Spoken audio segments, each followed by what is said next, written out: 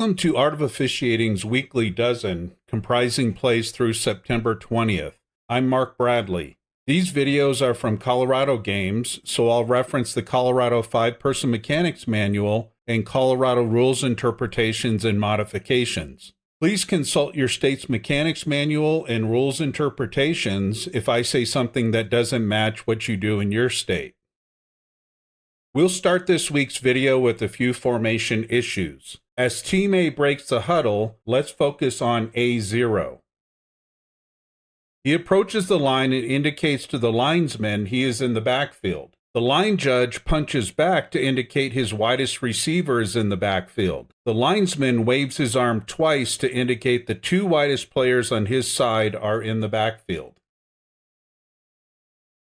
There are 3 additional players in the backfield, so there are a total of 5 Team A players in the backfield. Illegal formation is a foul at the snap. It's not in the Colorado Mechanics Manual, but one method a wing can use to visually indicate to the opposite wing, I have more than 4 players in the backfield, I'm going to sky my flag at the snap, is to demonstratively tap the flag on his belt. The punchline is we want a flag from both wings for an illegal formation.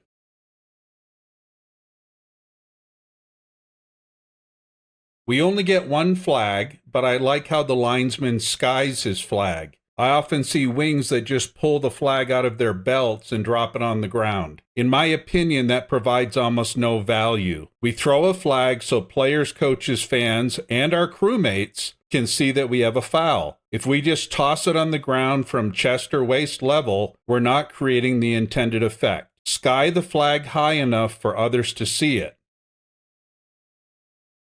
We do have a forward progress spot. The linesman must clearly mark the spot and then ensure the umpire or wing takes the spot before reporting the foul to the referee. The coach will undoubtedly decline the penalty for the illegal formation foul and take the result of the play. The spot where the flag landed doesn't matter, so the wing doesn't have to reposition it.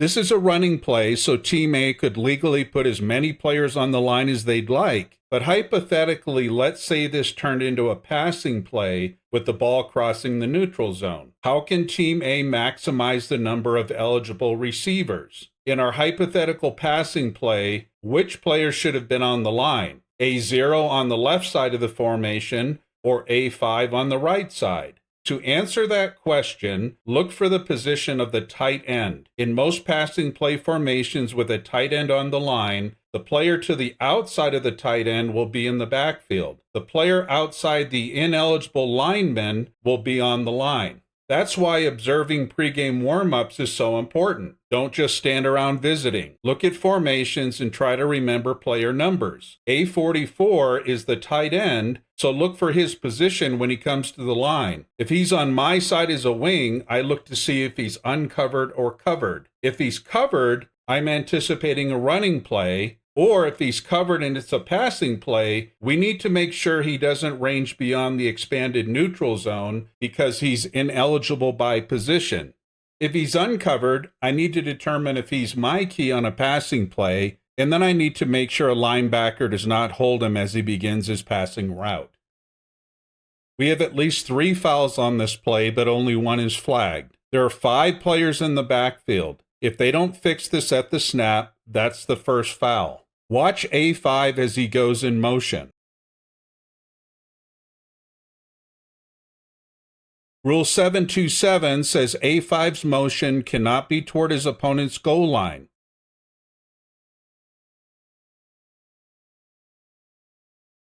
We want to give as much grace as possible, but his motion is on the A25 and he's on the A26 when the ball is snapped. That's too much to ignore. The line judge can shut this down as a false start, or the line judge can flag this as an illegal motion. In Colorado, if an offensive player goes in motion, the wing he is moving away from has responsibility, even though the player may subsequently change direction. I know that's different than in some states. Now let's look at this matchup between A0 and B25.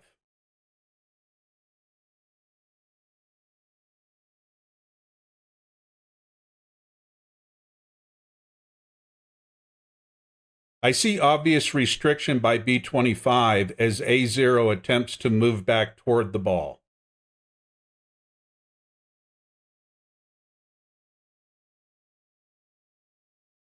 If that restriction exclusively happens before the quarterback releases the ball, the foul would be holding. If the restriction also occurs while the ball is in the air, it is now defensive pass interference. I think we may also see playing through the receiver.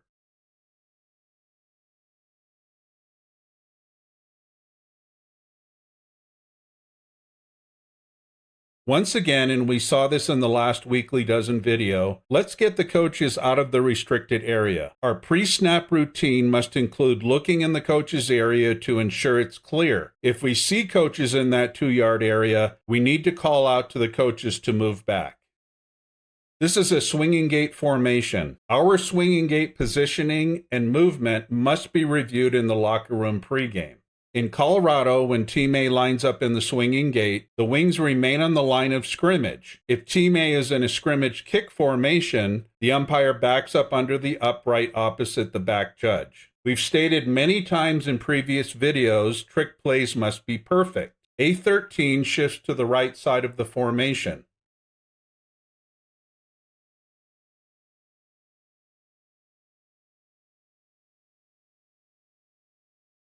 Does his head or foot break the imaginary plane through the waist of the snapper? I think it does. He's now a lineman. A31 snaps the ball and runs into the end zone.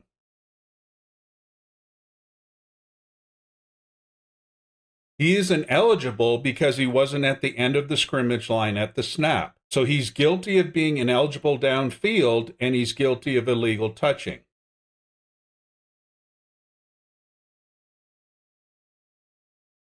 Let's say we had a flag on this play for those two fouls, and let's say A31 caught the pass. Rule 834 says if during a successful try, a loss of down foul by A occurs, there is no score and no replay. Rule 1016 says illegal touching of a forward pass by an ineligible includes loss of the right to replay the down. The pass was incomplete, so the outcome was the same. I'm now going to share a series of 5 consecutive plays from the same game. The crew worked together well to properly adjudicate each event. It starts with a roughing the passer foul on a play that resulted in a touchdown by Team A.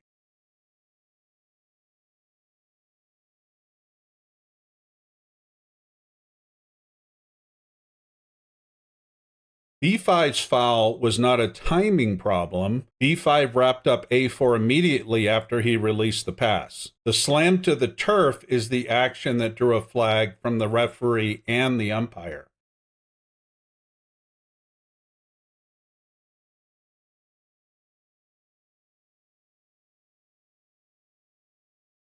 Team A scored a touchdown, and Team A's head coach elected to enforce the penalty for B5's foul on the subsequent kickoff. We can find that option in Rule 822. Team K snaps the ball in the R3.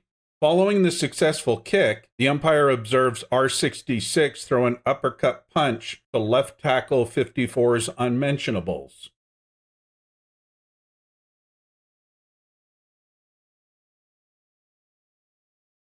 R66 makes a beeline toward his sideline. The officiating crew disqualified R66 from the game. Team K's head coach now gets a second choice. Rule 835 says he can choose to enforce the penalty for R66 foul half the distance to the goal and replay the down. Or he can accept the result of the play and enforce the penalty from the succeeding spot. The coach chose the latter. 15 yards plus 15 yards equals 30 yards. 30 yards in advance of the K40 is the R30. Notice the linesman and the line judge are both on Team K's restraining line. It's optional to place the umpire, who is out of the picture on the R10 on the press box side, on the R30 opposite the back judge. K4 drives the ball directly into the ground, and it goes into the air in the manner of a ball kicked directly off the tee. This is a pop-up kick, and the ball is immediately dead. The referee recognizes the foul and blows his whistle and throws a flag. I communicated with the back judge. He said he tossed his flag to back up the referee. If you see a foul, toss your flag. Don't throw a flag because a crewmate throws his flag and you want to add another flag to back up the call. Since the referee killed the play and tossed his flag, it's okay to leave your flag in your pocket.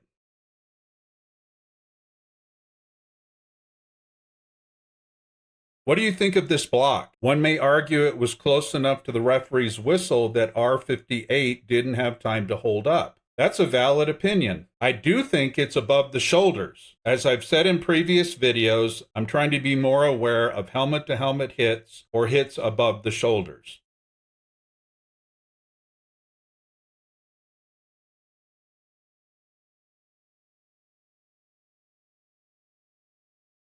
When I first saw the back judge's flag, I thought he was flagging that hit on R58. And then I texted the back judge and he said he was mirroring the referee's flag. After enforcing the penalty for the pop-up kick, we now have a second free kick, this time from the R35. The umpire is now positioned on Team K's restraining line.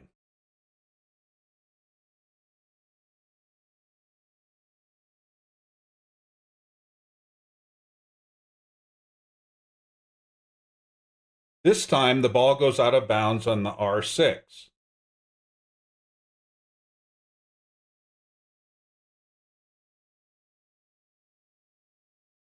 I'd like to see the umpire stay focused on the players behind the ball. The line judge and referee can handle the ball out of bounds. There are still quite a few players located upfield that need to be observed. Let's systematically talk through the kick out of bounds.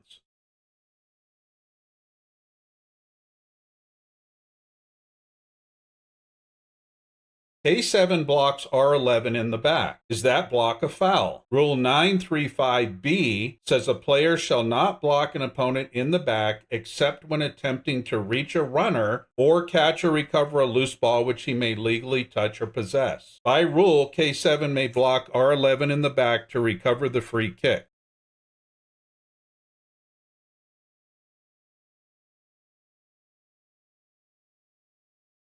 It looks like a Team K player touched the ball before it went out of bounds untouched by R11. It doesn't matter if it touched a Team K player first or not, it's a foul in both cases. Team R now has 3 penalty enforcement options. The first is to move Team K back 5 yards and re-kick. The second is to add 5 yards to the succeeding spot. They will then snap the ball from the R11. Team R will never select the third option, but it's worth mentioning. Team R has the option to take the ball at the inbound spot 25 yards beyond the previous spot. That would place the ball on the R10. Therefore, the coach really has 2 options. Have Team K free kick the ball from the R40 or take the ball on the R11.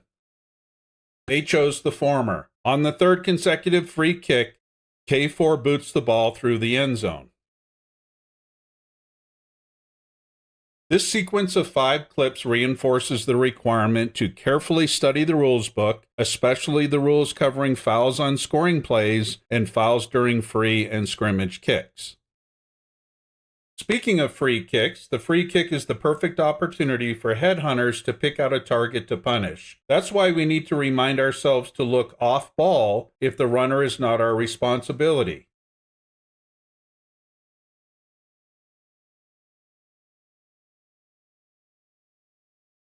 R58 lines up K51 and delivers a blindside block. If he uses his hands, this is not a foul.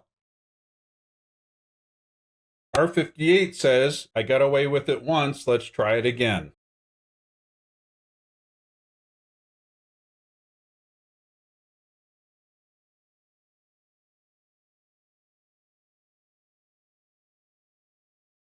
This was not flagged.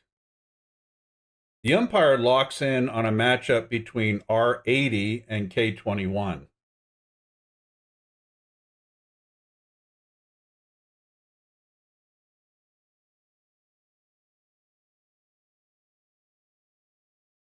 I don't like this flag for holding. There may be restriction, but it's not at the point of attack. The runner is at the opposite side of the field.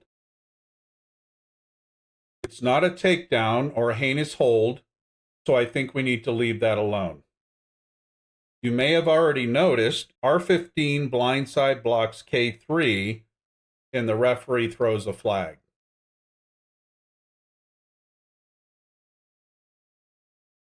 The penalty for R15's blindside block was enforced half the distance to the goal from the spot of the foul. Let's go back to the game that has provided outstanding teaching point. The ball is snapped from the A41.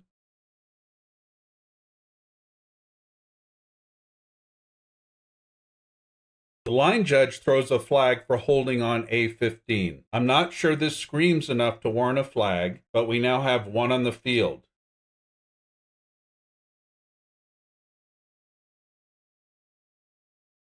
B4 rips the ball out of A30's grasp before he hits the ground. The line judge starts to come onto the field. There's no reason to close down on these players. We are conditioned to move onto the field when the ball is dead, but when the players are at the numbers, we shouldn't move closer. We need to maintain a cushion to the players so we can watch them get up and separate, so just stay on the sideline. B11 picks up the ball and begins to run. Watch A15 behind the play. A15 drives B4 into the ground.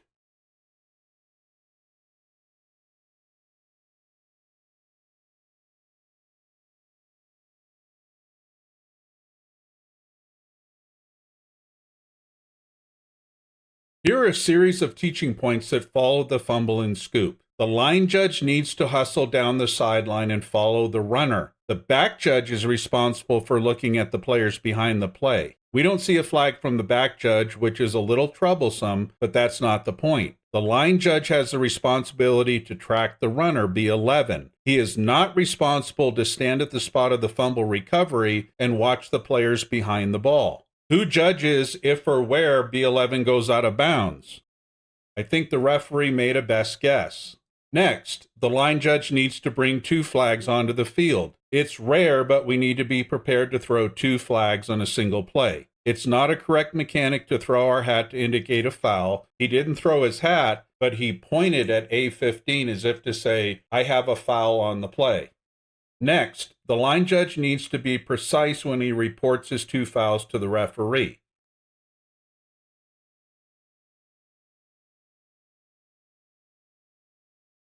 He needs to tell the referee the holding foul was prior to Team B's possession.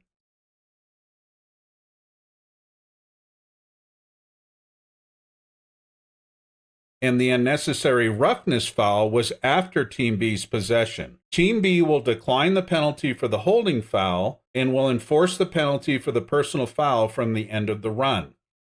Finally, take a look at B13's uniform, the good old play card on the belt trick. That's sometimes hard to detect. When we see it, we send that player off to get it fixed. We don't flag the player or the coach. Here are a few quick clips to remind us it is a face mask foul when a player grasps the helmet opening.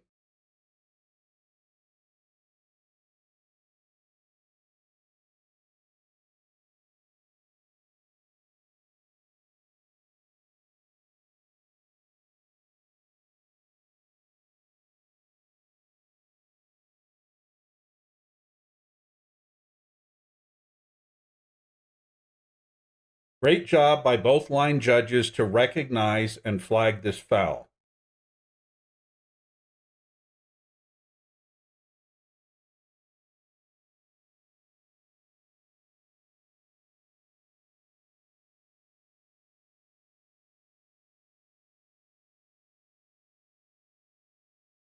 The line judge and referee chose not to flag A15 for throwing B2 to the ground. A15 and B2 were spinning each other at the tail end of the play, and A15 got the best of that action. I could support either call, a no flag or a flag on the play for A15 throwing B2 to the ground. In past videos, we've talked about wing movement during passing plays. This formation is unbalanced to the linesman's side. The linesman's passing play initial responsibility, or key, is A15. On passing plays with five-person mechanics, wings need to remain on the line of scrimmage until their keys move more than 10 yards downfield.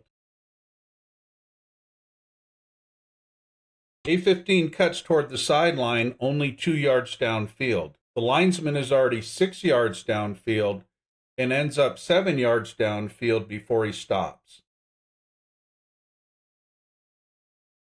B26 shoves A15 in the back before A5 releases the ball. This is an illegal use of hands, but it is undetected because the linesman is not focused on his passing play key.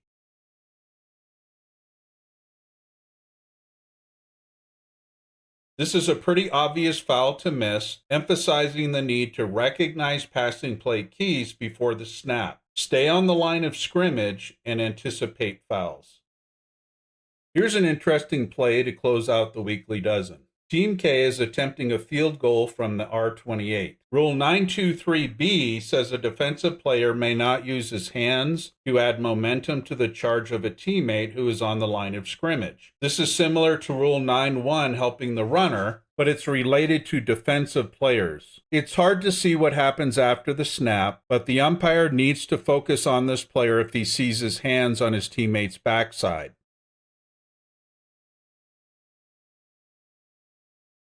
If the umpire flags R0 for this foul, it would not meet PSK enforcement criteria as the foul is in the expanded neutral zone. The 10-yard penalty would be enforced from the previous spot. But the umpire did not toss a flag, so let's continue. The kick is low and blocked at the line of scrimmage. R5 picks up the ball. Kudos to the officiating crew for not blowing this dead. There was no reason to kill this play. Eventually, enough people yelled at R5 to get him running.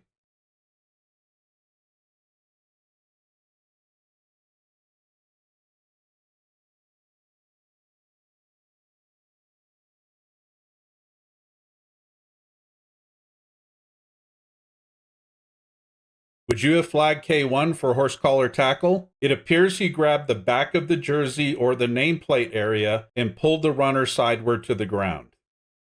The kicking game can provide all kinds of surprises. A failed field goal is the same as any scrimmage kick or punt. Great job by the officiating crew holding their whistles. That's your weekly dozen for games through September 20, 2025. Thanks for watching. Please like this video and subscribe to the weekly dozen. And please invite other officials to do the same. I also invite you to visit artofofficiating.com to view more high school football officiating content. If you encounter any interesting plays during your season, I'd love to see them. You can send them to me at contact@artofofficiating.com.